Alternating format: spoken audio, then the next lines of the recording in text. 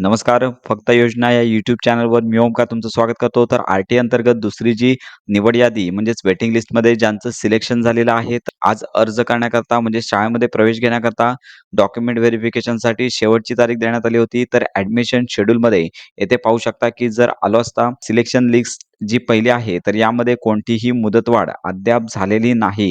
तर आज इथे शेवटची तारीख देण्यात आलेली आहे. तेथे स्क्रोल डाउन करू शकता. तर वेटिंग लिस्टमध्ये 10,000 ॲडमिशन आत्तापर्यंत कन्फर्म झालेले आहेत.